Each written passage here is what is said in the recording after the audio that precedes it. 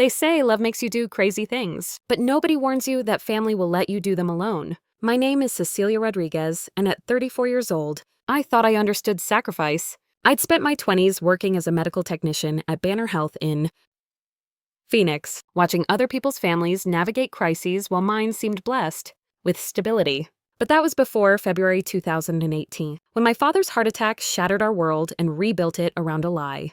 I didn't know I was living. The doctor said he needed triple bypass surgery, months of recovery, someone to manage medications and wound care, and the endless parade of specialist appointments that keep a man alive after his heart tries to quit on him. My mother fell apart. My sister Madison, 26 and building her social media empire around family values, disappeared into her influencer career while I made the choice that would define the next 6 years of my life. I withdrew from nursing school, forfeited $25,000 in tuition, moved back into my childhood bedroom to become a full-time caregiver. I told myself it was temporary, a family emergency that required short-term sacrifice, but temporarily became permanent when the medical bills started piling up, when the mortgage warnings arrived, when I found myself transferring $2,100 every month to save the house I'd grown up in from foreclosure. For 5 years, I kept our family afloat financially while Madison's follower count climbed toward 300,000, and my own dreams disappeared into medication, schedules, and insurance copays. I documented every payment, believing my parents when they promised they'd pay me back when things improved. But tonight at Madison's wedding, everything I'd sacrificed was about to be tested in ways I never imagined. And now, 6 years later, I found myself at Madison's wedding, about to discover the true cost of my loyalty. There are nights when everything feels too perfect to carry the weight of what's coming. The air at the Four Seasons. Scottsdale was crisp with January desert air, the kind that makes your skin feel clean and your lungs expand fully. String lights draped between towering saguaro cacti, and the scent of desert sage mixed with the white roses Madison had insisted on for her wedding. 200 guests filled the reception space, their laughter floating over the soft mariachi music my sister had chosen to honor our heritage. I smoothed the silk of my navy dress and watched Madison work the room like the professional she'd become. At 26, my little sister had built something I never could have imagined when we were kids sharing a bedroom in our parents' small Phoenix house. 300,000 followers hung on her every word about family values, traditional cooking, and the importance of staying close to your roots. Tonight, she was radiant in her $8,000 gown, every detail carefully curated for the content that would follow. Jake squeezed my hand under the white linen tablecloth. My husband of 18 months still looked uncomfortable in his rental tux, but his physical therapist hands were steady and warm against mine. He leaned close enough that I could smell his cologne over the garlic and cumin drifting from the catering stations. "Are you doing okay?" he whispered. I nodded, though something in my chest felt tight. Madison had been dropping hints for weeks about big announcements, special surprises, moments that would make this wedding unforgettable for her brand. As someone who'd spent the last 6 years watching every family milestone become content, I'd learned to brace myself. The mariachi band finished their set, and the conversations dimmed as my father stood at the head table. Bob Rodriguez, 62 years old and looking healthier than he had in years, commanded attention the way he always had. His construction-weathered hands gripped the microphone with confidence, his salt and pepper mustache perfectly trimmed for the cameras that had been documenting every moment. "Friends, family, mi gente," he began, his voice carrying the authority that came from decades of managing work crews. "Carmen and I, we are so grateful you're here to celebrate our Madison and Tyler." Applause rippled through the crowd. Tyler Brooks, Madison's new husband, looked genuinely moved as he wrapped his arm around her shoulders. At 28, he was everything Madison's followers expected in a son-in-law. Marketing manager at a tech startup, handsome in that clean-cut way that photographed well, completely smitten with his new wife. Dad continued, his voice growing emotional.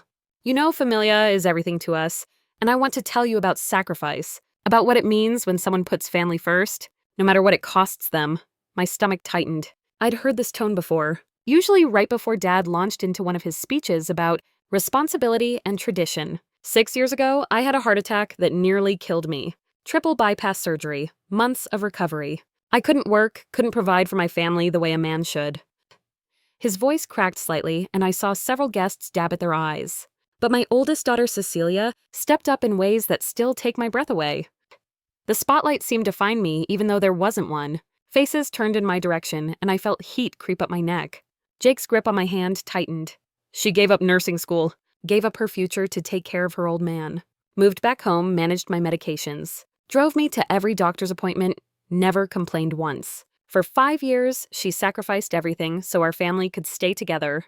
The applause was warm, genuine. I saw tears on the faces of church friends who'd watched our family struggle. Tia Linda, Dad's sister, raised her wine glass toward me with a smile that held decades of understanding. Without Cecilia, I wouldn't be standing here today. She saved my life, and she saved our family. For one brief moment, warmth spread through my chest. Finally, recognition. Finally, acknowledgement of what those 5 years had cost me. The nursing career I'd abandoned. The relationship that had crumbled under the weight of constant caregiving. The isolation, the exhaustion. The way I disappeared into the role of dutiful daughter while Madison's star rose. Then Dad's expression shifted, and that familiar feeling of unease settled back in my stomach. Which brings me to tonight's special announcement. He reached for Mom's hand, pulling Carmen up beside him. She beamed in her burgundy mother-of-the-bride dress, her arthritis-gnarled fingers adorned with the rings Dad had bought her for their 30th anniversary. Carmen and I have been talking for months about what we can do to give Madison and Tyler the best possible start in their marriage. Madison's face lit up with anticipation, and I realized with growing dread that she knew what was coming.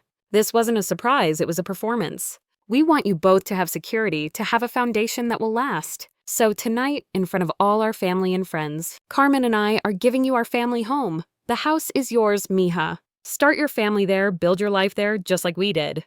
The applause exploded around us, but all I could hear was the rushing of blood in my ears. The family home. The house on Camelback Road where I'd grown up, where I'd spent 5 years as an adult child, caring for the man who was now giving it away. The house whose mortgage I'd been paying for 5 years at $2,100 a month. The house I'd saved with $50,000 in medical bills and lost, opportunities and sleepless nights monitoring Dad's breathing. Madison burst into tears, the kind that would look beautiful on camera. Tyler looked genuinely shocked, shaking Dad's hand with the enthusiasm of someone who had no idea what this gift had actually cost. "Oh my God, Poppy, are you serious?" Madison's voice carried over the applause, her influencer training kicking in to make sure every person in the room could hear her gratitude. "We're serious, mija. You've brought such joy to our family, shown the world what our values mean. You deserve this."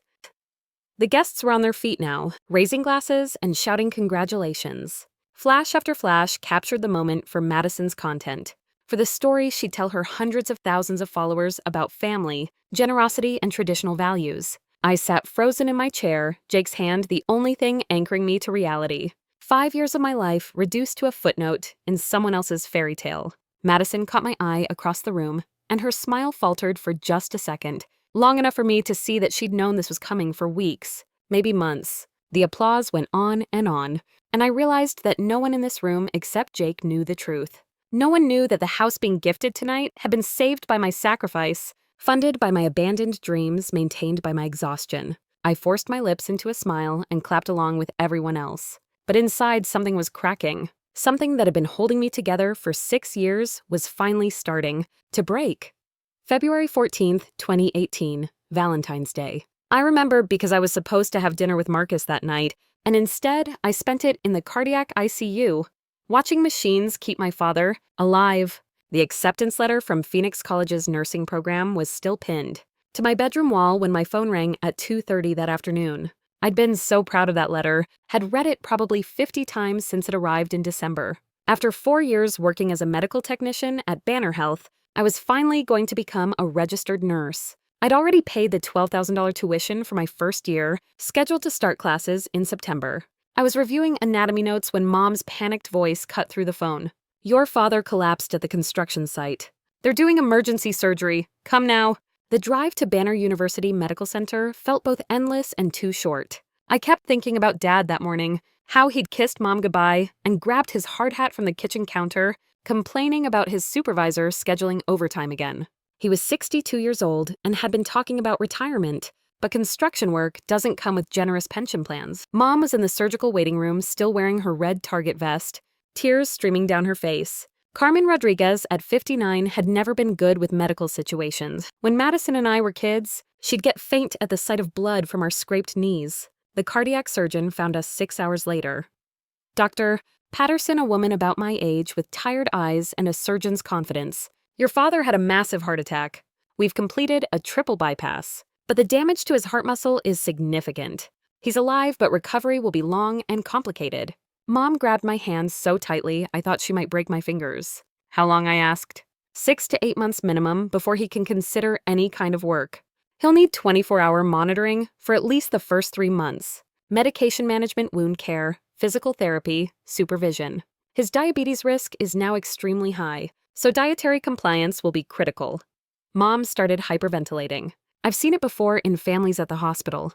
The moment when the reality of caregiving hits and they realize their lives are about to change completely. What about insurance? I asked the question Mom couldn't form.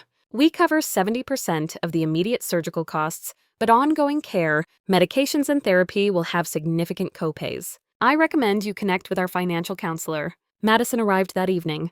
Her junior year communications textbooks still in her car. She took one look at Dad connected to machines and immediately started crying. I can't handle this, Cece. It's too traumatic. And I have that internship interview next week. The one with the marketing firm. This could change my whole career trajectory. I stared at my 20-year-old sister, beautiful and young and terrified of anything that might disrupt her carefully planned life. Even then, even in that moment, I understood. Madison had always been the one we protected from harsh realities. Mom couldn't stop shaking. I found myself making lists in my head, calculating schedules, figuring out logistics. Someone needed to be with Dad around the clock. Someone needed to manage his complex medication schedule. Someone needed to drive him to cardiology appointments, pulmonology, follow-ups, endocrinology visits for diabetes prevention. Someone needed to coordinate wound care, physical therapy, dietary restrictions. Someone needed to deal with insurance authorizations, medical bills, and the endless paperwork that comes with a major medical crisis. 3 days later, I called Phoenix College's admissions office. I need to withdraw from the nursing program. Family emergency. The woman on the phone was kind but clear. The $12,000 tuition was non-refundable at this point. Financial aid couldn't be transferred to a later semester. If I wanted to reapply, I'd need to start the entire process over again. I moved back into my childhood bedroom that weekend. The same pink walls I'd painted when I was 16, the same twin bed I'd slept in through high school. At 28 years old, I was living at home again, but this time as a full-time caregiver. 6 a.m. medication schedule. Metoprolol for blood pressure, Plavix for blood clotting, Lipitor for cholesterol, measuring wound drainage, changing surgical dressings, monitoring for signs of infection. Dad's confusion in those first weeks was the hardest part. The man who'd raised me to be independent and strong was suddenly helpless, sometimes not recognizing where he was. The appointments were endless. Cardiology, twice a week, pulmonology, monthly. Wound care clinic every 3 days. Insurance covered the visits, but not the copays, not the parking fees, not the gas for constant driving around Phoenix. Marcus lasted 2 months. I can't compete with your family, sissy. I know you love your father, but this isn't sustainable. You're disappearing. He wasn't wrong. I was disappearing. Into medication schedules and insurance paperwork, and the constant worry that Dad might have another heart attack if I wasn't vigilant enough. We broke up on a Tuesday. I cried for about 10 minutes. Then had to get ready to drive Dad to his cardiac rehabilitation appointment. My coworkers at Banner Health were understanding at first. I switched to part-time, picking up weekend shifts when I could find someone to stay with Dad. But I watched my peers advance, take on new responsibilities, move forward with their careers while mine stagnated. Madison, meanwhile, was discovering social media. Her Instagram started gaining followers, mostly college friends interested in her lifestyle content. She'd post photos of her dorm room, her study sessions, her weekend trips with friends. Never any mention of Dad's health crisis. Never any acknowledgement that our family was struggling. I don't blame her exactly. She was 20, building her own life, following the path we'd all encouraged her to take. But watching her spring break photos from Cabo while I was measuring Dad's urine output and adjusting his compression stockings felt like living in parallel universes. By the end of 2018, Dad's health had stabilized, but his recovery was far from complete. The medical bills were stacking up despite insurance. $300 here for specialist copays, $500 there for uncovered tests, $800 for the blood pressure medications that kept him alive. I started dipping into my savings, then my emergency fund, then the small inheritance I'd received when my grandmother passed away the year before. Dad and Mom kept saying it was temporary, that they'd pay me back when he could work again when things got better. I wanted to believe them. I needed to believe them. Because by then I'd been caregiving for almost a year, and I couldn't see any other way forward except to keep going. Madison's follower count hit 10,000 that Christmas. She posted a photo of our family dinner, Dad looking healthy and strong, all of us smiling around Mom's homemade tamales. The caption talked about gratitude and family traditions and the blessing of having everyone together. She tagged it Blessed Life, and I wondered what it felt like to live in a world where that felt true. The tingling in Dad's feet started in July 2019, 18 months after his heart attack. At first, he thought it was just soreness from being on his feet too much during physical therapy. Then came the numbness that spread from his toes to his ankles, and the burning sensation that kept him awake at night. Dr. Martinez, his cardiologist, referred us to an endocrinologist when Dad's blood sugar levels came back, elevated. Diabetes, the thing we've been trying to prevent, had arrived anyway, bringing complications that made my carefully organized medication schedule look simple by comparison. The endocrinologist, Dr. Patel, was thorough and kind, but her words hit like a series of small explosions. Diabetic neuropathy, early-stage kidney disease, high risk for foot ulcers, monthly visits required, blood work every 6 weeks, possible insulin if oral medications didn't control his glucose levels. Then came the nephrologist referral when his kidney function numbers started declining. Dr. Kim wanted to see him quarterly, with additional lab work and imaging studies that insurance considered experimental and refused to cover. The podiatrist appointment started when Dad developed a small sore on his big toe that wouldn't heal. Garcia explained that diabetic foot wounds could become serious quickly, requiring specialized care every 2 weeks until it healed, then monthly monitoring indefinitely. I bought a planner specifically for Dad's medical appointments. The pages filled up with color-coded entries: red for cardiology, blue for endocrinology, green for nephrology, yellow for podiatry. Some weeks had appointments every other day. The bills arrived like a steady drumbeat. $800 in copays every month just for the routine visits. $2,000 quarterly for the lab work that tracked his kidney function and diabetes control. $5,000 annual deductible that reset every January, meaning the first $5,000 of medical expenses each year came straight out of pocket. Insurance denied coverage for the continuous glucose monitor. Dr. Patel recommended $400 a month for the device that could prevent dangerous blood sugar swings. Denied coverage for the special diabetic shoes that could prevent foot ulcers. $300 for footwear that could save thousands in wound care. Later, Dad couldn't return to construction work. The physical demands were too much for his compromised heart, and the diabetes made it dangerous for him to be on his feet all day in steel-toed boots. His disability application was still pending, tied up in bureaucratic reviews that could take months or years. Mom's hours at Target got cut to 20 per week when retail sales slowed down. Her arthritis was getting worse, making it harder for her to stand for long shifts anyway. Her income dropped from $1,800 a month to $1,100. The mortgage notice arrived on a Tuesday in September. Bright yellow paper with bold black letters, warning that the account was 60 and days past due. I stared at the numbers, calculating and recalculating, hoping I'd made a mistake somewhere. Monthly expenses: $2,100 for the mortgage, $400 for utilities, $1,200 for groceries and household needs that now included expensive diabetic foods and medical supplies, $800 average for medical copays, $4,500 minimum every month just to keep the family afloat. Monthly income: Mom's $1,100 from Target, Dad's $0 while disability remained pending. $1,100 against $4,500 in expenses. The math was brutal and unavoidable. I found myself staring at the bank statement for my grandmother's estate. $35,000 from the sale of her small house in Central Phoenix. Money she'd left specifically to me with instructions to use it wisely for my future. That evening, I sat at the kitchen table with Mom and Dad, the mortgage notice between us like an accusation. "We can't lose the house, mija," Dad said, his voice heavy with shame. "This is where you and Madison grew up. This is our family home." Mom was crying quietly, the way she always did when financial stress overwhelmed her. "I can help," I heard myself saying. "Temporarily. Until Dad's disability comes through, until things stabilize." They both looked at me with such relief that I felt something twist in my chest. $1,500 a month, I said, to cover the mortgage and help with other expenses. "But this is temporary, right? Just until you get back on your feet." "Of course, mija," Dad said quickly. "We'll pay you back every cent condo things improve. This is just to get us through the rough patch." I started documenting everything that night. bank transfer receipts, medical bill, copies payment confirmations. I created a folder on my computer labeled Family Financial Help and told myself it was temporary insurance, proof of loans that would be repaid when Dad's situation improved. Madison launched her YouTube channel that same month.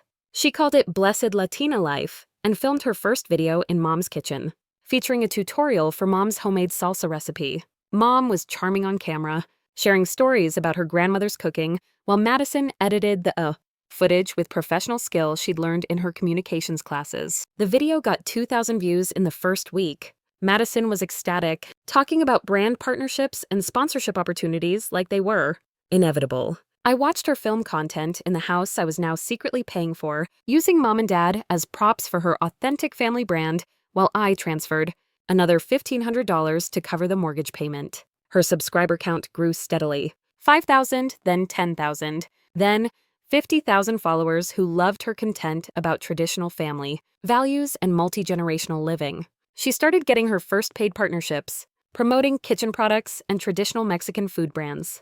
By Christmas 2019, Madison was earning about $30,000 annually from her channel while living rent-free in the family home. She bought herself a new camera, upgraded her editing software, and planned a New Year's video series about family traditions and staying close to your roots. I was earning barely enough at Banner Health to cover my own apartment rent, while sending $1,500 a month to keep my family's house out of foreclosure.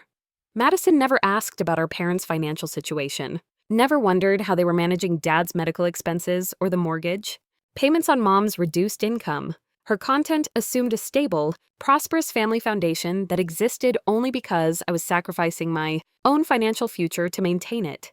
The disconnect was staggering. Madison's online brand celebrated our family's values and traditions while I quietly worked double shifts and depleted my inheritance to keep those traditions housed under a roof she took completely for granted. By the end of 2019, her channel had reached 100,000 subscribers. YouTube sent her a plaque commemorating the milestone, which she displayed proudly in her childhood bedroom during a room tour video that got 200,000 views. I celebrated by calculating that I'd sent $18,000 to my family that year with no end in sight and no repayment plan in place. An was on a plane back from spring break in Cancun. Her last Instagram story showed her boarding the flight with a caption about how crazy the world had gotten in just 1 week. I was at Banner Health learning what essential workers really meant. While the rest of the world figured out how to work from home, hospital staff were told to prepare for surge capacity. Extra shifts became mandatory. Proper PPE became scarce. The parking lot that used to be half empty at 7 a.m. was suddenly packed, with cars belonging to people who couldn't afford to stay home. Madison walked into the house that Sunday with 3 suitcases and immediately started rearranging the living room. ASU had closed the dorms indefinitely, sending 20,000 students home to ride out the pandemic with their families. But Madison didn't treat it like coming home. She treated it like a business opportunity. Within a week, she transformed our living room into a professional content studio. Ring lights mounted on adjustable stands, a backdrop she'd ordered online, a tripod for her camera that could capture the perfect angle of Mom cooking in the kitchen. The dining room table became her editing station, laptop and external monitors taking up space where we used to eat family meals. "Look at this engagement," she told Mom excitedly, showing her the analytics from her latest video. "People are craving authentic family content right now. Everyone's stuck at home missing their families, wanting to see what real connection looks like." She wasn't wrong. Her subscriber count jumped from 100,000 to 200,000 in 6 weeks. The algorithm loved her quarantine content, pushing her videos to people searching for comfort and normalcy in an increasingly chaotic world. The brand partnerships started flowing in. Hispanic food companies wanted her to feature their products in cooking videos with Mom. Home goods brands paid her to showcase organization tips and cozy family spaces. Wellness companies sent free products for her to review while talking about the importance of family support during stressful times. Her income spiked to $60,000 annually, all while living completely rent-free, eating Mom's cooking, and using the house I was secretly financing as her personal content creation space. I was working 12-hour shifts, sometimes 14 when the COVID cases started overwhelming our ICU capacity. The stress of being potentially exposed to the virus every day, combined with the physical exhaustion of understaffed shifts, left me feeling like I was moving through thick fog most days. Coming home meant switching from one kind of caregiving to another. Dad's diabetes had gotten worse during the lockdown. The sedentary lifestyle and stress eating had sent his blood sugar levels spiraling, requiring more frequent monitoring and medication adjustments. His mood swings were harder to manage, depression setting in as he watched the world shut down around him. Madison, meanwhile, was creating content about family resilience and staying positive during difficult times. Her videos featured Mom teaching traditional recipes, Dad sharing wisdom about perseverance, and Madison herself talking about how blessed they were to have each other during uncertain times. The irony was staggering. While I was literally keeping our family alive, both financially and medically, Madison was getting praised for documenting our togetherness as if she was the one making it possible. That's when I met Jake Rodriguez at the Cardiac Rehabilitation Center, where Dad was doing his twice-weekly exercise sessions. Jake was a physical therapist who'd been working with cardiac patients for 8 years, and he had this calm, competent presence that made even the most anxious patients relax. Dad liked him immediately, which was unusual. Dad didn't trust easily, especially when it came to his medical care. But Jake had this way of explaining exercises and progress that made Dad feel capable instead of broken. Jake, I noticed, also had this way of watching family dynamics that told me he'd seen a lot in his years of practice. After Dad's session one Tuesday in April, Jake walked me to the parking lot. "Can I ask you something?" he said. "Your sister the one who films in the waiting room sometimes? Does she help with your father's care at home?" I laughed, but it came out bitter. "She documents it sometimes for content, but actual caregiving? No, that's my job." Jake nodded slowly.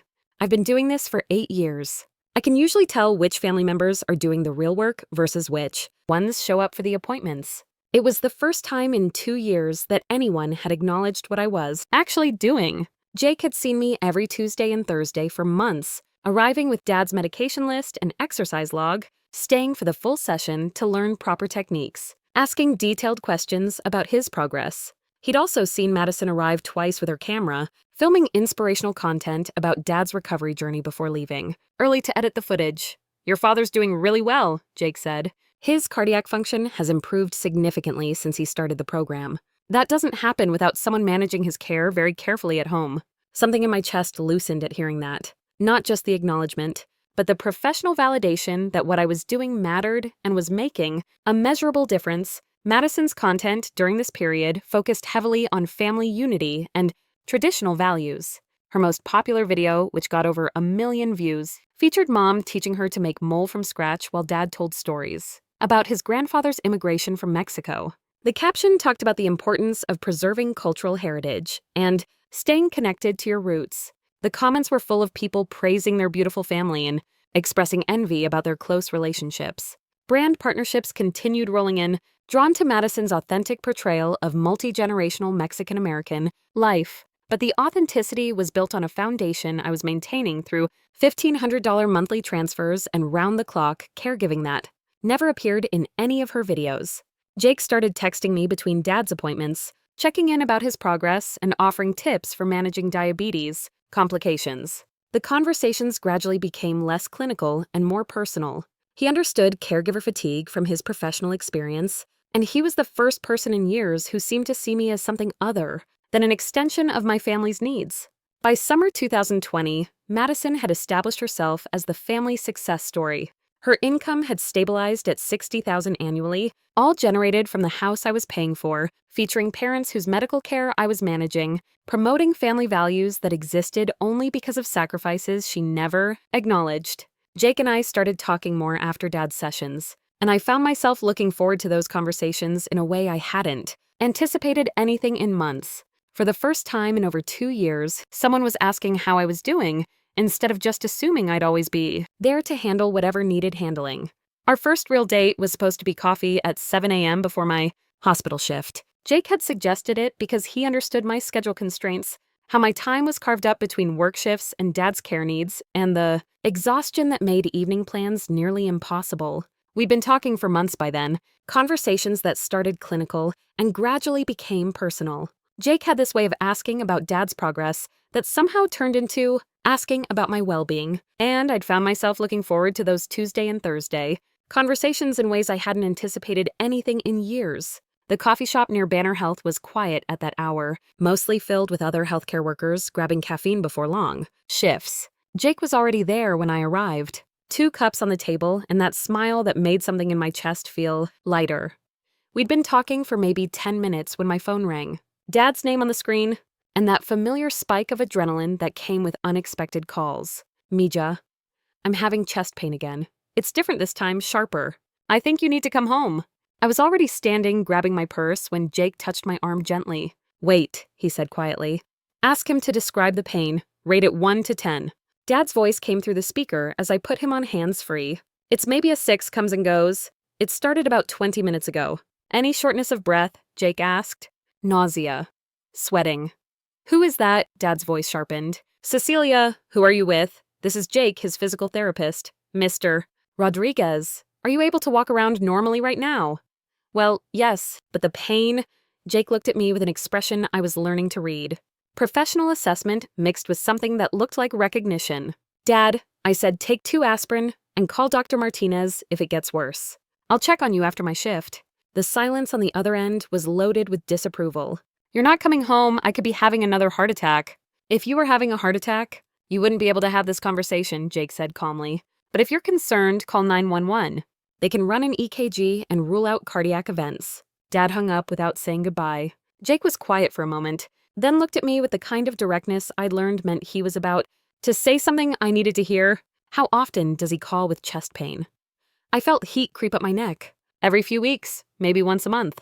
And how often does it turn out to be serious? Never, I admitted. It's always anxiety or indigestion or muscle strain from overdoing exercises. Jake nodded slowly. In my experience, that's learned behavior. He's discovered that chest pain gets immediate attention, so he uses it when he feels like that attention is being directed elsewhere. The observation hit me like cold water. I've been responding to these calls for 3 years, dropping everything. Rushing home, checking his vital signs, calling doctors. I'd never considered that the pattern itself might be the point. Does your mom enable it? Jake was asking questions I'd never allowed myself to think about, but the answers came easily. She's terrified of confrontation with him. Always has been. If he says he needs something, she just agrees and looks at me to fix it. We talked for another 20 minutes before my shift started, and I found myself describing family dynamics I'd never put into words before. How Dad's recovery had been accompanied by an increasing expectation that I'd always be available for his needs. How Mom deflected every medical concern to me rather than learning to manage them herself. How Madison's success was celebrated while my sacrifice was simply expected. Jake listened with the kind of attention that made me realize how long it had been since someone had really heard me. You know, it's okay to have boundaries. Right, he said, as we walked toward the hospital entrance. Even with family. Especially with family. Over the following months, our conversations deepened into something that felt like a lifeline. Jake understood caregiver dynamics from his professional training, but he also brought a perspective I'd lost somewhere in the fog of constant crisis management. He helped me see patterns I'd been too close to recognize. How Dad's medical emergencies often coincided with times when I was focusing on my own needs. How Mom's helplessness increased whenever I tried to establish any independence. How Madison's content creation had become dependent on the stable family foundation I was maintaining behind the scenes. Madison, meanwhile, was completely absorbed in her relationship with Tyler Brooks. She'd met him through mutual friends, and he was everything her brand needed. Marketing manager at a tech startup, photogenic, family-oriented.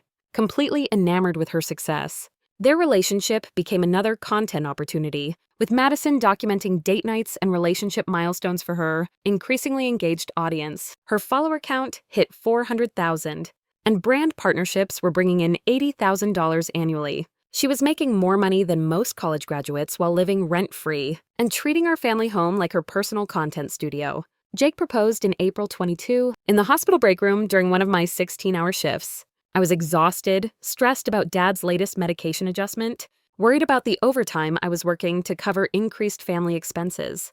He didn't get down on one knee or make a big speech. He just looked at me across the break room table and said, "I want to build a life with you. I know it's complicated with your family, but I want us to figure it out together." The ring was simple, beautiful, exactly what I would have chosen for myself. But what made me cry wasn't the proposal itself. It was the recognition that someone saw my life clearly and wanted to be part of it anyway. Wedding planning was minimal by necessity. Budget constraints from ongoing family support, time constraints from Dad's care needs, and honestly, exhaustion from managing everyone else's needs. We decided on a courthouse ceremony with a small family gathering afterward.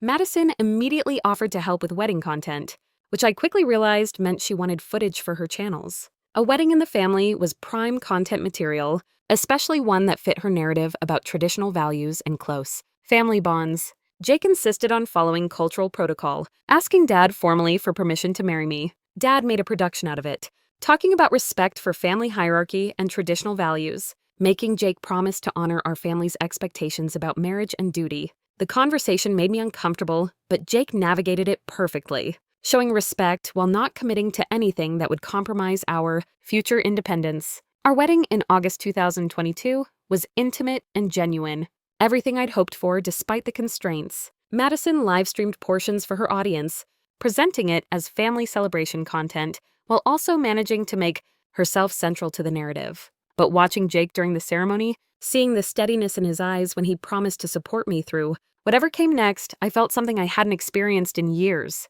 Hope that my life could include joy alongside obligation, partnership alongside sacrifice. Jake saw our family dynamics clearly, and he loved me anyway. More than that, he was committed to helping me navigate them in healthier ways.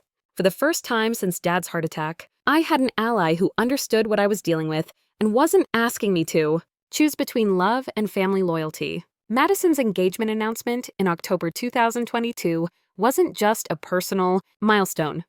It was a content empire expansion. Tyler had proposed during a weekend trip to Sedona, with professional photographers hidden behind red rocks to capture every moment from multiple angles. The proposal video was edited like a short film, complete with drone footage and a soundtrack that made their love story look like a Hollywood production. The video exploded across social media platforms. 1.5 million views in the first week, shares from major lifestyle influencers. Comments from followers calling it the most romantic proposal they'd ever seen. Madison's engagement ring, a 2-carat princess cut that Tyler had saved for months to afford, became the star of countless close-up shots and ring reveal videos. Brand partnerships spiked immediately. Wedding dress companies offered free gowns in exchange for try-on content. Venue coordinators promised discounted services for social media coverage. Jewelry brands sent engagement gifts, hoping to be featured in Madison's wedding planning series. Madison turned the entire engagement period into monetized content.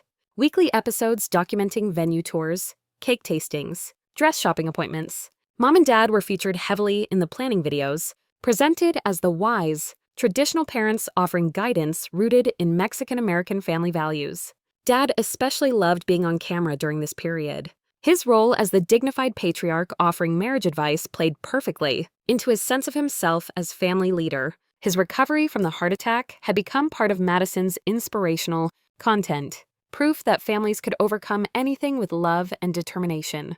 The irony was staggering. While Dad appeared on Madison's channel as the strong family foundation, I was still managing his medication schedules, driving him to appointments, monitoring his diabetes complications. While Mom was featured as the wise matriarch sharing traditional wisdom, she was increasingly overwhelmed by basic household management and leaning on me for everything from grocery shopping to bill organization. But nobody watching Madison's content knew any of that.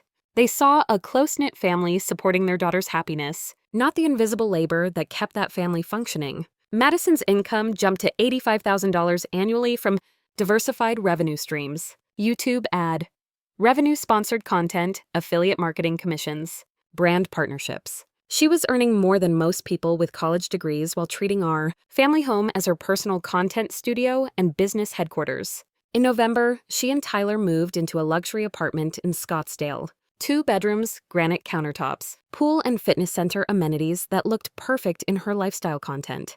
But even after moving out, Madison treated the family house as her primary filming location. She'd arrive 3 or 4 times a week with her equipment, transforming the living room into a set for cooking videos with Mom or father, daughter conversations with Dad about marriage and family traditions. The content consistently performed well because audiences loved the multi-generational dynamic, the authentic feeling of a close family sharing wisdom across generations. Tyler was decent enough, genuinely impressed by what he saw as Madison's authentic family brand. He had no idea that the stable family foundation Madison showcased was built on my financial sacrifice and constant caregiving. He saw parents who were present and engaged a sister who worked in healthcare, a family that prioritized togetherness and traditional values. What he didn't see were the conversations I had with Mom about Dad's medication compliance or the mortgage payments I transferred every month, or the extra hospital shifts I worked to maintain the financial stability that made Madison's content possible. Bob and Carmen basked in the reflected glory of Madison's success. Church friends constantly complimented them on raising such a successful, family-oriented daughter. The praise felt genuine because Madison's content really did celebrate family values, just not the whole truth of how those values were sustained. Sunday mornings at St. Augustine Catholic Church became particularly painful. After Mass, parishioners would approach my parents with enthusiasm about Madison's latest video or brand partnership. Mrs. Hernandez would gush about how blessed they were to have such a good daughter. Mr. Vasquez would comment on how Madison was such a positive role model for young Latinas. I'd be standing right there, still in my scrubs from working overnight shifts, and the praise would flow around me like I was invisible. The daughter who'd sacrificed her career, her savings, her young adulthood to keep the family stable was entirely absent from the narrative about successful parenting. Jake noticed the dynamic immediately.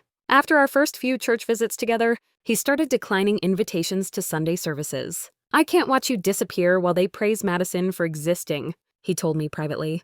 "It's not healthy for you to be constantly reminded that your sacrifice doesn't count." But cultural expectations ran deep. Good Latina daughters didn't skip church because their feelings were hurt. Good daughters supported family celebrations even when recognition felt unequal. Madison never acknowledged the financial reality of our family situation. She posted content about the importance of family support systems while never questioning how her parents afforded to maintain the house she used for filming. She celebrated traditional values about taking care of elders while never participating in Dad's actual care. The disconnect became most obvious during her venue tour series. She'd film episodes at expensive Scottsdale resorts, talking about the importance of celebrating family milestones properly, while I was working double shifts to cover the mortgage on the house where she'd filmed the engagement announcement. Her wedding planning content consistently emphasized themes about family, investment, and generational support, presenting her parents as able to contribute meaningfully to her wedding plans. In reality, Mom and Dad couldn't afford to contribute anything financially, but Madison's audience never questioned the gap between the lifestyle her content suggested and the family's actual economic situation. Tyler's family, successful professionals from Tucson, were genuinely impressed by what they perceived as Madison's strong family foundation. They saw parents who were involved and supportive, traditions that were maintained across generations, a young woman who'd built a successful career while staying close to her roots. They had no idea that the foundation they admired was constructed entirely through my invisible labor and financial sacrifice. By the end of 2022, Madison had accumulated over 400,000 followers across platforms. Her engagement content had generated her most successful year financially, and wedding planning promised even bigger opportunities for brand partnerships and sponsored content. Meanwhile, I was working extra shifts to maintain the house payments, managing Dad's increasingly complex health needs, and watching my own career stagnate while Madison's soared. Jake's frustration was growing, though he tried to keep it private out of respect for my family loyalty. But watching the woman he loved become invisible in her own family story was taking its toll on both of us. December brought what should have been good news. Dad's cardiologist cleared him for light construction work, and Mom's hours at Target increased to full-time when holiday retail demand picked up. For the first time in almost 5 years, our family had enough income to theoretically cover basic expenses without my financial support. But instead of approaching the conversation about resuming mortgage payments, Dad started talking about legacy. "This house has been in our family for 22 years, he said during Sunday dinner, gesturing around the dining room where Madison was setting up her camera equipment for a holiday cooking video. "It's where you girls grew up, where your children should grow up. This house should stay in La Familia." Mom nodded enthusiastically, already envisioning Madison's future babies playing in the same backyard where we'd had birthday parties and quinceañera celebrations. Madison's wedding planning had intensified to a full-time production. She was documenting every decision for her YouTube series, treating the $40,000 event like a business investment that would generate content for months. Tyler's lease in Scottsdale was expiring in March, and Madison had started dropping hints about their post-wedding living situation. "It would be so smart for us to move back home temporarily," she told Mom during one of their filmed conversations. "Save money for a house down payment. Spend time with family before we have babies. Plus, The content opportunities with 3 generations living together would be incredible. Dad's enthusiasm was immediate and obvious. Tyler was a good man who respected family traditions, and the idea of having his successful daughter and son-in-law living under his roof appealed to his sense of patriarchal authority. Mom was equally excited about the prospect of having Madison and Tyler close. By helping with the house, being available for the kind of daily interaction that made for great social media content. Nobody consulted me about this arrangement, despite the fact that I'd been financing the house for 5 years. The conversations happened around me about the house I was paying for, without any acknowledgement of my financial stake or opinion about who should live there. It was as if my investment had made me invisible rather than giving me a voice. In family decisions, Jake noticed my growing anxiety about the situation during one of our evening walks through the neighborhood. "You need to have a conversation with them about boundaries," he said carefully.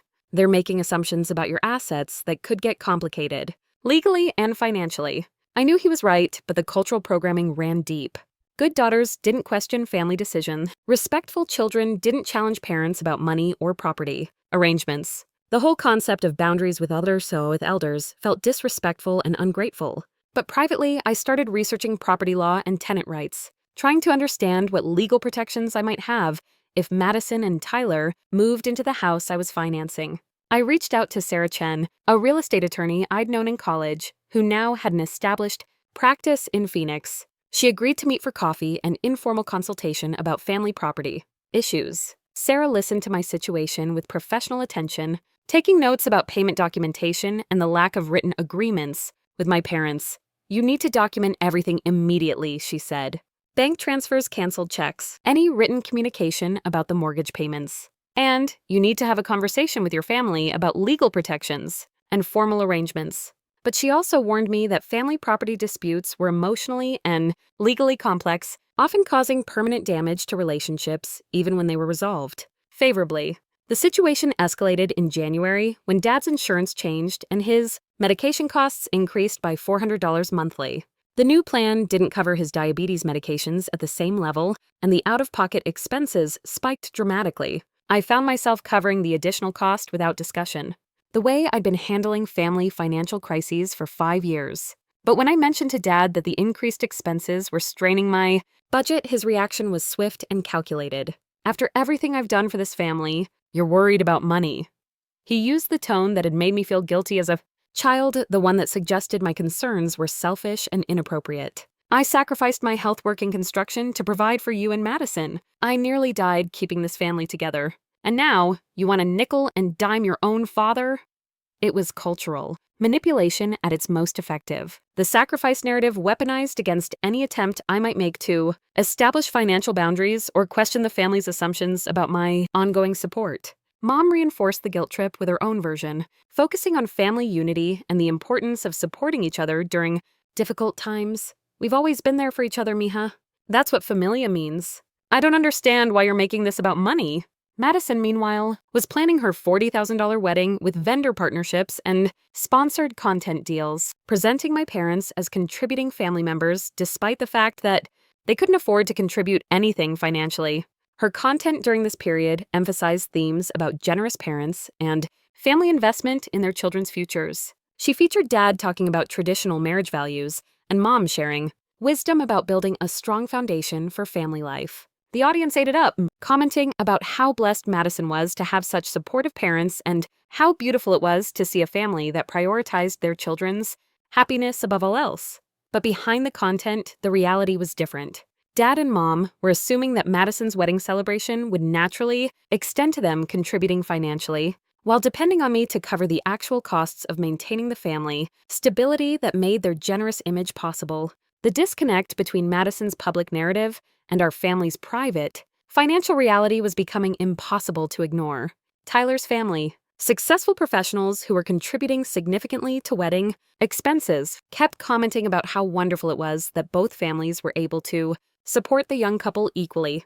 I watched these conversations happen around me, knowing that every dollar of my parents' apparent financial stability came from my sacrifice, while getting no recognition for making their generous parental image possible. Jake was growing increasingly frustrated with the situation, though he tried to keep his concerns private out of respect for my family, loyalty. But the night Dad guilt-tripped me about the medication costs Jake couldn't stay quiet anymore. This isn't sustainable, Cecilia. They're making financial assumptions about your future while giving you no voice in family decisions. Something has to change before Madison's wedding, because this situation is going to explode. Morning of Madison's wedding dawned clear and cold, the kind of January day that made the Sonoran Desert look like a postcard. The Four Seasons. Scottsdale had been transformed into something from a luxury wedding magazine, with white roses and eucalyptus garlands draped between towering saguaro cacti, string lights creating a canopy of stars above the outdoor ceremony space. Jake and I arrived early, both of us dressed carefully for what we knew would be a heavily photographed event. My navy silk dress had cost more than I usually spent on clothing, but Madison's wedding required a certain level of presentation for her content, documentation. The ceremony was stunning in the way that $8,000 wedding, dresses, and professional event coordination can make anything stunning. Madison looked radiant walking down the petal-scattered aisle, her designer gown catching the desert light perfectly for the three. Videographers positioned strategically around the space. Tyler's face when he saw her was genuine and beautiful, the kind of moment that would translate perfectly to social media content, but also felt real and moving to witness. Whatever else was happening in our family dynamics, Madison and Tyler's love for each other was authentic. 200 guests filled white chairs arranged in perfect rows, a mix of Madison's influencer friends, extended family from both Phoenix and Tucson church community members, and college friends who'd followed Madison's journey from communications student to successful content creator. The reception flowed seamlessly from the ceremony, with professional photographers and videographers documenting every moment for Madison's content empire. Her wedding would provide material for months of social media posts, YouTube videos, and sponsored content partnerships. During dinner, I found myself scanning the crowd, noting how many people had watched Madison's success from a distance, celebrating her achievements without understanding the family foundation that had made them possible. Church friends who'd praised my parents for raising such a successful daughter. Extended family who saw Madison as proof that hard work and family values paid off. None of them knew about the mortgage payments, the medical bills, the sacrificed nursing career, the 5 years of invisible labor that had created the stable family platform Madison had built her brand upon. Then Dad stood up, microphone in hand, and the room quieted with expectation. His speech began exactly as I'd hoped it might. Detailed emotional acknowledgement of my sacrifice during his health crisis, how I'd abandoned my dreams to put family first, how I'd managed his care with devotion that had literally saved his life, how without my sacrifice, he wouldn't be standing there celebrating his daughter's wedding. The guests were moved, many wiping away tears as Dad described the extent of my caregiving commitment. For the first time in 5 years, my sacrifice was being acknowledged publicly, given the recognition it deserved in front of our entire community. I felt something loosen in my chest, a validation I hadn't realized I'd been desperately needing. Then Dad's expression shifted, and I felt that familiar unease settle in my stomach. Carmen and I have discussed this for months. We've been thinking about what we can do to give Madison and Tyler the strongest possible foundation for their marriage. My heart started beating faster. Jake's hand found mine under the table. We want them to have security, to have the kind of family foundation that will support them through anything life brings. So tonight, in front of all our family and friends, Carmen and I are gifting Madison and Tyler our family home. The house is yours, mija. Build your life there the way we built ours. The applause was thunderous, immediate, overwhelming. Guests leaped to their feet, raising glasses, shouting congratulations. The photographers moved quickly to capture Madison's reaction, Tyler's shock, my parents' beaming faces. I sat frozen in my chair, the sound of applause washing over me like white noise. The family home. The house on Camelback Road where I'd spent my childhood, where I'd returned as an adult to provide caregiving, where I'd been sending $2,100 mortgage payments every month for 5 years. The house I'd saved with $50,000 in medical bills and lost, career opportunities and relationships sacrificed to duty. Madison's reaction confirmed what I'd suspected for weeks. Her surprise was perfectly performed for the cameras, but her eyes held the satisfaction of someone whose plan had worked exactly as intended. She'd known this was coming possibly for months. Tyler looked genuinely shocked, shaking Dad's hand with the enthusiasm of someone who had no idea what this gift had actually cost or how it had been made possible. The extended family rushed to congratulate my parents on their generosity. Church friends commented on how blessed Madison was to have parents who could provide such an incredible start for her marriage. Tyler's family praised the Rodriguez family values and tradition of supporting children's success, I managed to smile and nod through the congratulations, but inside I felt like I was watching the scene from underwater, everything distorted and far away. After the ceremony, while guests moved toward the bar and dessert station, Madison approached me with Tyler by her side. Her wedding dress rustled as she walked, every step carefully photographed by her content team. "You seem upset," she said, her voice carrying just enough concern to sound caring but not enough to suggest she actually cared. "Honestly, though, Ceci, you never really lived there anyway. Jake and you have your own place, your own life. Tyler and I need space to start our family, and it makes sense for us to be close to Mom and Dad." Tyler nodded enthusiastically, still caught up in the generosity of the moment. "Your parents are amazing, Cecilia. This is such an incredible gift. We're going to take such good care of the house. Make sure it stays in the family for the next generation." Zero acknowledgement of my financial sacrifice. Zero recognition that the house being gifted had been saved by my payments, maintained by my support, made possible by my abandoned dreams. Madison looked at me with the kind of calculated assessment I was finally learning to recognize. "I mean, you've done so much for the family already. This just makes sense, right?" The ride home was silent, Jake driving, while I stared out the window at the desert landscape sliding past in the darkness. 5 years of sacrifice erased in one public announcement. My financial investment transformed into my parents' generous gift. My caregiving devotion reduced to a footnote in Madison's success story. Jake's knuckles were white on the steering wheel, his jaw set in a way that told me he was working hard to control his anger. When we finally pulled into our apartment complex, he turned off the engine but didn't move to get out of the car. "That was planned," he said quietly. "She knew it was coming, and your parents knew you'd be there to witness it. They wanted you to see them give away the house you've been paying for." I knew he was right, but accepting it felt like acknowledging something about my family that I wasn't ready to face. The magnitude of the betrayal was still sinking in, but already I could feel something shifting inside me, something that had been holding me together for 5 years, finally starting to crack. The text from Jessica Martinez arrived while I was still in my scrubs, 7 days after Madison's wedding. I'd been working back-to-back shifts, partly to catch up on the time I'd taken off for the ceremony, partly because staying busy felt better than processing what had happened at the reception. The screenshot she sent made my stomach drop immediately. A professional Airbnb listing featuring photos I recognized but had never seen, arranged quite that way. My Sedona cabin, the 2-bedroom retreat I'd purchased in 2020 with the remaining $25,000 from my grandmother's inheritance. The listing was polished and appealing, $280 per night, described as an authentic Southwestern family retreat with rustic charm and modern amenities. The photos showcased the stone fireplace I'd fallen in love with, the wraparound deck with red rock views, the kitchen where I'd imagined cooking quiet meals during weekend escapes from caregiving demands. The property management company was listed as Desert Oasis Rentals. The name felt familiar, and after a few minutes of thinking, I remembered why. Maria Santos' mom's cousin, who worked in hospitality management, had mentioned starting a vacation rental business the previous year. I'd never authorized any rental arrangement for my cabin. I'd purchased it specifically as a family retreat and potential future income. Property, but the operative word was future.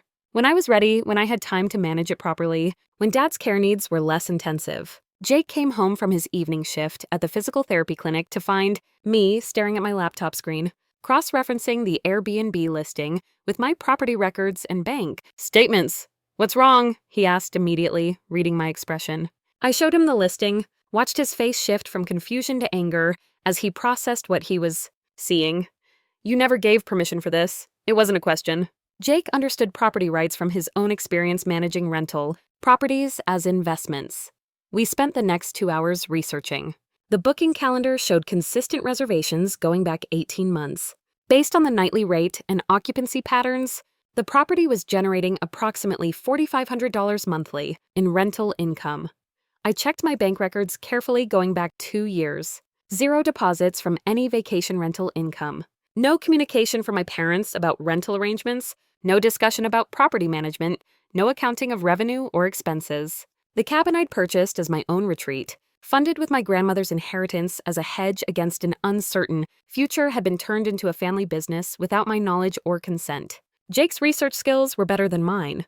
Within an hour, he'd found Desert Oasis Rentals business registration, traced the management agreements, and identified the pattern of bookings that showed the property had been actively marketed and rented since mid-2022. "We need to call Sarah Chen," he said quietly. My emergency consultation with Sarah Chen happened the next morning in her downtown Phoenix office. She reviewed the documentation I'd brought with professional attention, asking specific questions about property titles, key access, and any written agreements with my family. "This is clear cut," she said after reviewing everything. "The property is titled solely in your name. Unauthorized commercial use.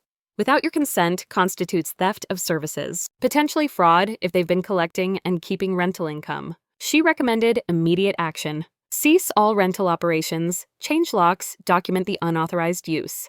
Demand a full accounting of rental income collected, and prepare legal notices if my family resisted returning control of my property. If they refuse to cooperate, you'll need to file trespass warnings. This isn't a family dispute at that point, it's property theft. The drive to Sedona with Jake felt surreal. 2 hours north through desert landscape, climbing into Red Rock country where my cabin sat on 3 acres of privacy I'd specifically chosen for family retreats and personal restoration. We arrived to find the property occupied by a young couple from California who showed us their booking confirmation and payment receipts. They'd reserved the cabin for a romantic weekend getaway, paid in full through Airbnb, and had no idea they were staying at a property being rented without the owner's permission. Searching the cabin while the renters packed their belongings, Jake and I discovered extensive personal belongings from my parents throughout the property. Dad's reading glasses on the nightstand, Mom's arthritis medications in the bathroom cabinet, their clothing in the bedroom closet. They'd been using my cabin as their personal vacation retreat while simultaneously operating it as a commercial rental property and keeping all the income. The current renters were decent people caught in an impossible situation.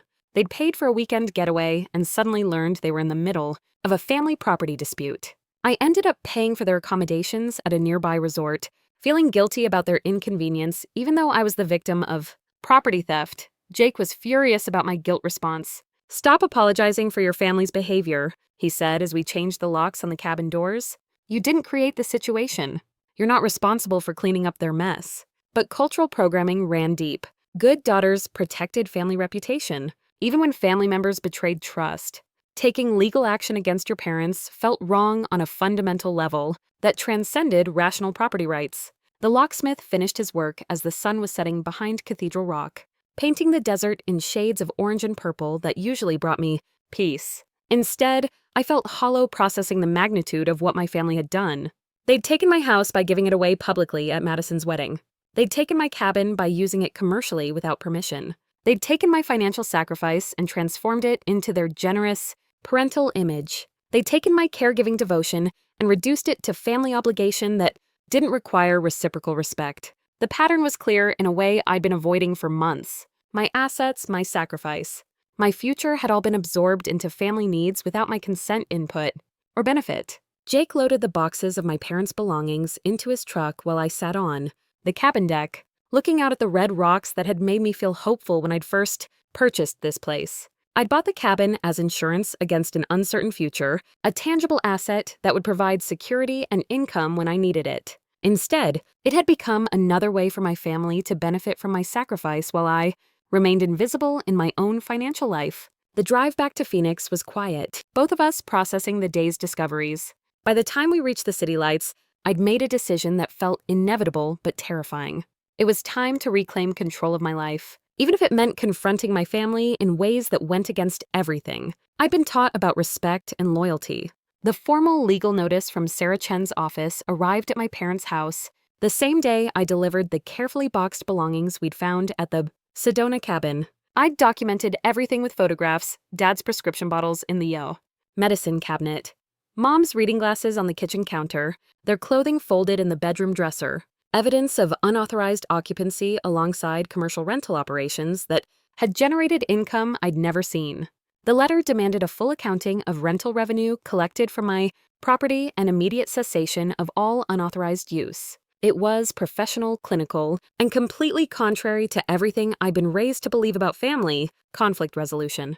Dad's reaction was explosive and immediate. "How dare you bring lawyers into our family business?" he shouted, waving the legal notice like evidence of my betrayal. "After everything we sacrificed for you, everything we gave up so you could have a good life. This is how you repay us." Mom was crying, the kind of tears that had always made me feel guilty as a child. "This is breaking my heart, mija." Families don't threaten each other with lawyers. Families work things out with love and respect. I stood in the living room where Madison had filmed hundreds of videos about family values and traditional Mexican-American culture, surrounded by the furniture I'd helped pay for in a house I'd kept out of. Foreclosure, listening to my parents position themselves as the injured parties. Madison arrived in the middle of the argument, having been summoned by Mom's panicked phone call. She was furious in a way I'd never seen before, her usually controlled public persona completely absent. "Do you have any idea what this drama is doing to my brand?" she demanded. "My wedding content is still being monetized. I have partnerships that depend on our family's reputation. If this gets out, it could destroy everything I've worked for." The calculation in her concern was breathtaking. Not worry about family relationships or emotional damage, but anxiety about how family conflict might affect her revenue streams. I found myself speaking with a calmness I didn't know I possessed. "From now on, there will be no unauthorized access to any property I own. There will be no financial assumptions about my assets. If you need help in the future, we'll have proper discussions with documentation and mutual respect." Dad escalated to full machismo bluster, his voice rising to a volume that probably carried to the neighbors. "You're abandoning your familia. After we raised you, sacrificed everything for your education, your opportunities, this is how you show gratitude. Fine. If that's the kind of daughter you want to be, maybe you're not our daughter anymore." The threat that had terrified me as a child, that had controlled my decisions for years, landed differently now. "If that's your choice, I accept it." The silence that followed was heavy with shock. Nobody had expected me to call their bluff, to refuse the guilt manipulation that had worked so effectively for so long. That's when the neighbors called the police. Officer David Thompson arrived with a kind of professional calm that suggested he'd handled plenty of family disputes. He listened to all sides, reviewed Sarah Chen's legal documentation, and explained the situation with straightforward clarity. "Ma'am, the property is titled in your name. Without your permission, any use constitutes trespassing. I can file a formal warning that makes future violations a criminal matter." Dad's bluster deflated when faced with actual legal consequences. Mom's tears turned to genuine fear when she realized the situation had moved beyond family drama into legal territory. I authorized the formal trespass warning, knowing it meant burning bridges that could never be rebuilt. The aftermath unfolded predictably through Phoenix's tight-knit Latino community networks. Extended families took sides, church gossip spread rapidly, and Madison's carefully curated authentic family brand took a significant hit when followers started questioning the real story behind our family dynamics. But not everyone turned against me. Maria Santos, the family friend, who'd witnessed years of unequal treatment, called to offer private support. Linda Rodriguez Wilson, Dad's sister, who'd always been the educated one in the family, sent a text saying she admired my courage in setting boundaries. Madison's social media metrics suffered as the family conflict became public knowledge despite her attempts to control the narrative. Followers began questioning the authenticity of content that promoted family values while family members were filing legal documents against each other. I established complete no-contact boundaries, blocking family social media accounts and changing my phone number. For the first time in 6 years, my phone wasn't ringing with medical emergencies, guilt trips, or demands for financial support. The Sedona cabin found a new tenant in Rachel Kim, a pediatric nurse whose night shift schedule required quiet daytime sleeping space. She understood the value of sanctuary in ways that felt familiar, and I knew the property would be respected and cared for properly. Jake supported my decision to begin therapy, specifically focused on caregiver, trauma, and family boundary issues. Dr. Martinez helped me understand how cultural programming about good daughters and family loyalty had been weaponized to maintain an exploitative dynamic that benefited everyone except me. Recovery wasn't immediate or simple. Years of conditioning don't disappear because you make one brave decision. But gradually, I began rebuilding my career prospects, strengthening my marriage foundation, and discovering what peace felt like when it wasn't dependent on other people's approval. The final shift came 6 months later, on an ordinary Tuesday evening, when Jake and I were cooking dinner together in our apartment kitchen. Nothing dramatic, just the simple domestic happiness of chopping vegetables while music played softly in the background. For the first time in years, my phone wasn't buzzing with family crises. My bank account reflected my own financial priorities. My time belonged to relationships that were reciprocal and respectful. I realized that I hadn't lost a family when I set those boundaries. I'd reclaimed my life from people who'd confused love with exploitation, tradition with manipulation, loyalty with self-sacrifice. Jake looked up from the stove and caught me smiling. What are you thinking about freedom? I said, and meant it completely.